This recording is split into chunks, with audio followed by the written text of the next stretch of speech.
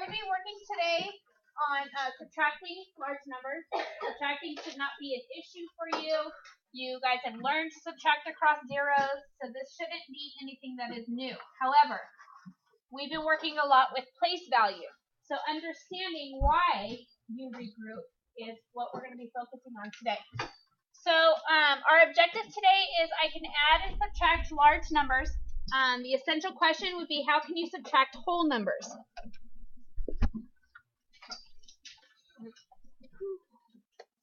Okay. We got a video. Yay!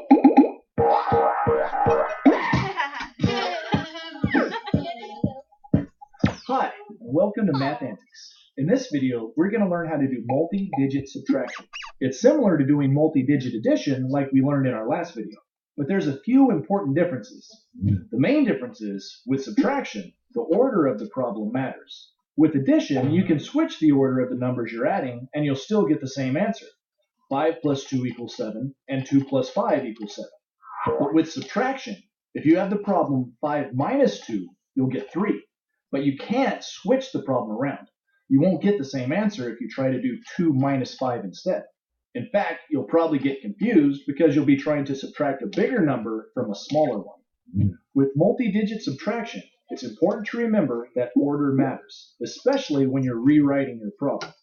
Often you'll be given a problem like this, 38 minus 25, and you'll have to rewrite it with the numbers stacked up like we did with addition.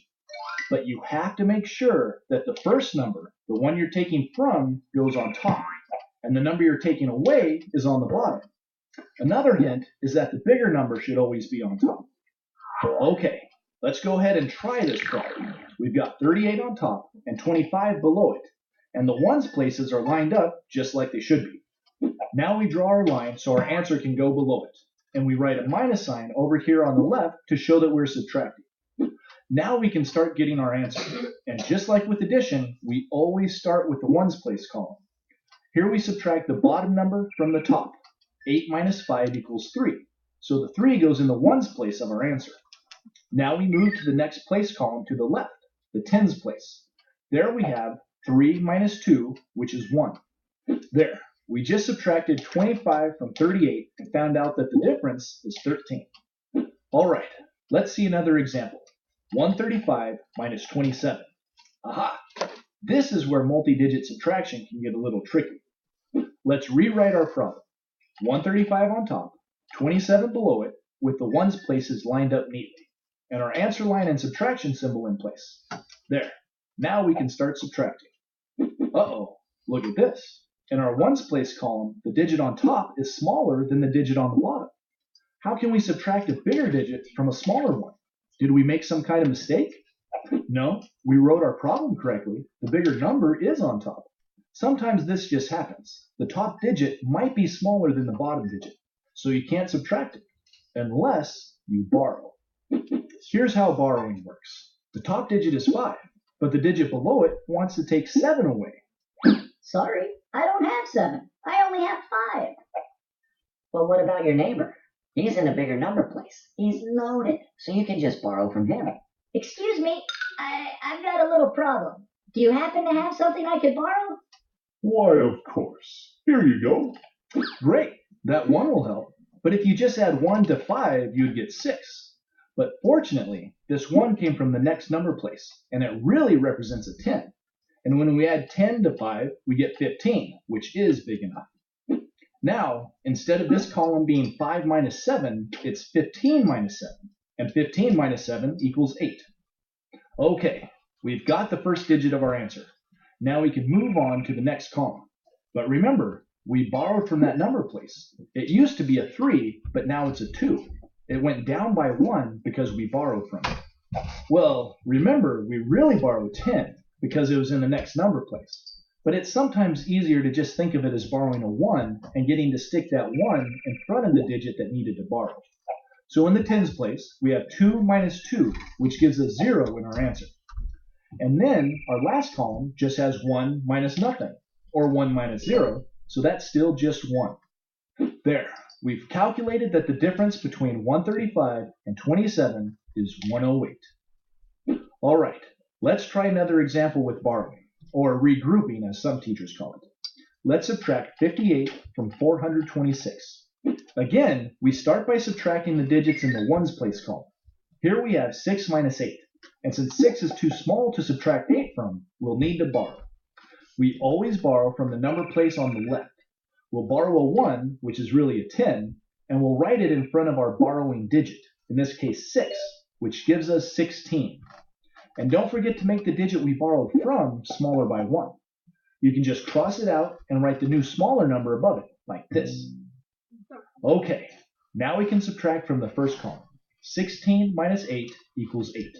Now for the tens place. Since we borrowed from this column, it's become 1 minus 5. But again, the top number's too small, so we'll have to borrow again. We borrow a 1 from the next number place over, which means that digit will change from 4 to a 3. Then we put the 1 in front of the borrowing digit, which will make it 11. Now we can do the subtraction for that column. 11 minus 5 equals 6. And the last column's easy. We bring that leftover 3 down to the answer line because there's nothing there to subtract from it. And that means 368 is our answer. So now you know the basics of multi-digit subtraction. But before you move on to practicing with exercises, I want to show you one more important trick. Once in a while, you'll come across a situation where you need to borrow from the next number place over, but that digit happens to be a 0. How can you borrow from a 0? Well, you can't. So you'll have to borrow from the next 2 digits instead of just 1. In this case, instead of borrowing from 0, borrow from 40. You'll get the 1 you need to borrow, and the 40 will become a 39. Or in this case, if the 3 needs to borrow, don't borrow from the 0, borrow from the 20, and there'll be 19 left over. Or, what if there's 2 zeros in a row like this problem? Well, if the 2 needs to borrow, then borrow from the whole 500 next door. The 2 will become 12, and the 500 will drop by 1 to become 499. Get the idea? You can do that no matter how many zeros are in a row. Just keep including the next digit to the left until you get a number you can really borrow from. Okay, that wraps up this lesson. Hopefully you have a better idea of how multi-digit subtraction works. But to really get it down, you've got to practice. So be sure to do those exercises. Thanks for watching, and I'll see you next time. Learn more at mathantics.com. All right, how many of you have learned borrowing from zeros in that way? Yeah, I did. You have? Yeah. Okay, I good. did. Miss Friendly actually hadn't seen that until recently, so that was kind of cool for me. Wow. All right. Okay, so just like addition, subtraction is about place value. So we have a problem here. Mount Bear and Mount Bona are 2 mountains in Alaska. Mount Bear is 14,831 feet tall, and Mount Bona is 16,421 feet tall. Tall? Oh, okay, so we're going to switch that because Miss Friendly doesn't know how to spell or what she's doing. So that should be how. How much taller is Mount Bona than Mount Bear? Okay, so when you're faced with word problems, we need to start learning how to dissect word problems. So we got Mount Bear and Mount Bona are 2 mountains in Alaska. Is there anything important in there that I need? No. You think so? Malia? Sorry. Is there anything important in that first sentence that I need? Anything that's going to help me with the what? There's 2 mountains. What does that have to do with anything? Pace?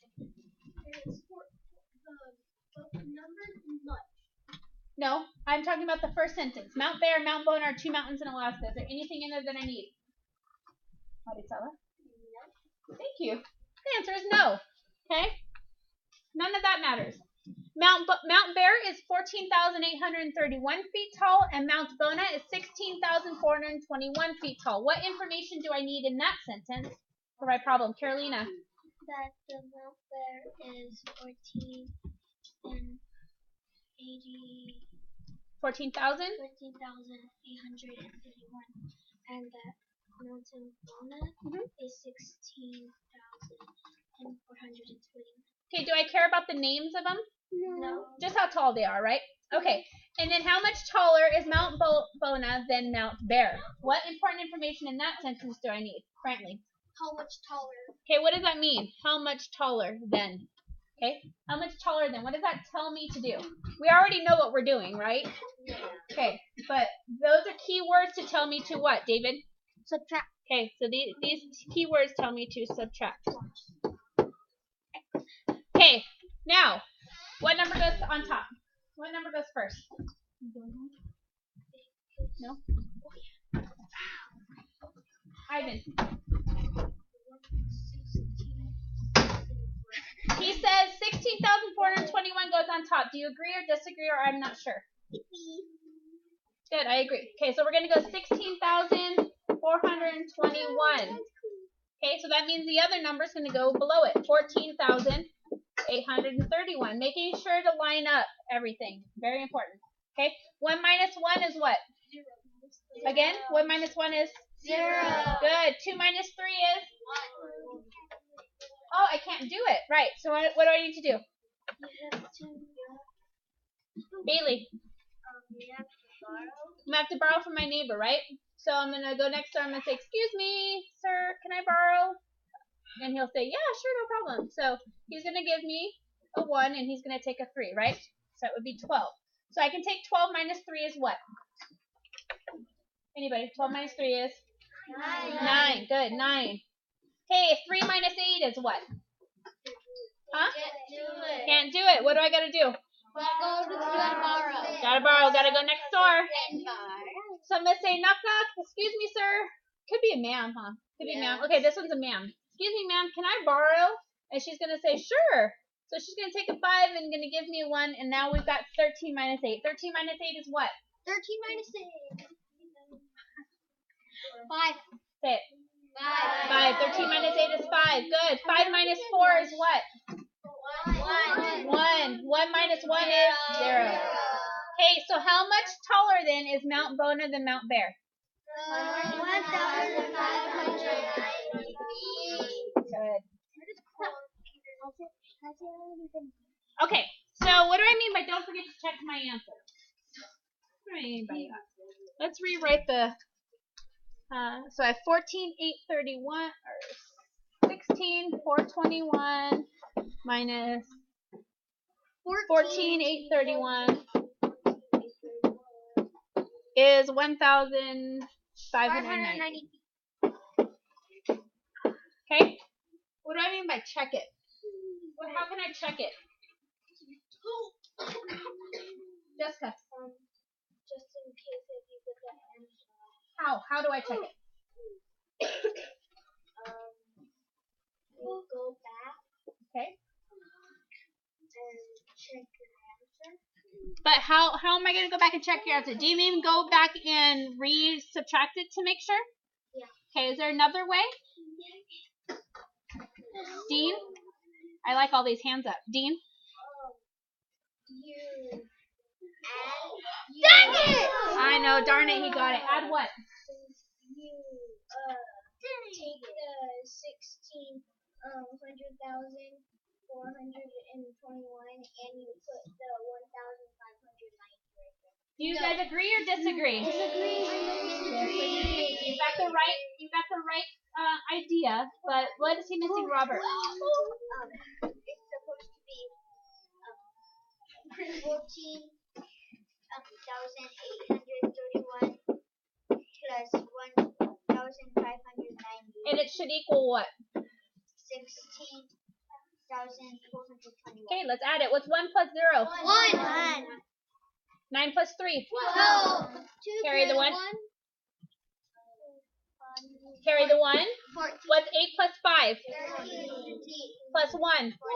14. Okay, 4 plus 1 is? 5. Plus 1. 6.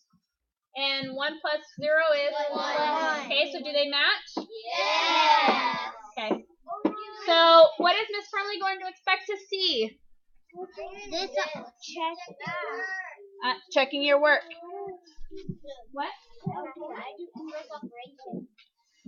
What do you think subtraction and So in this operation, you'll put the plus right there. like that? plus. Yeah. And then just add like that? Yeah. Which is the same exact thing as I did over there. Just Yeah, but I rewrote do it. it like that. Okay, I don't care how you do it as long as you do it. Okay. All right. So since you're not at home and we're in class doing this, I'm not going to ask you to do their WSQ. But how many of you think you have mastered subtraction and there's going to be no problems whatsoever? All right, I guess we'll see. Okay, so let's go ahead and we're going to do some practice pages in your book. Depends on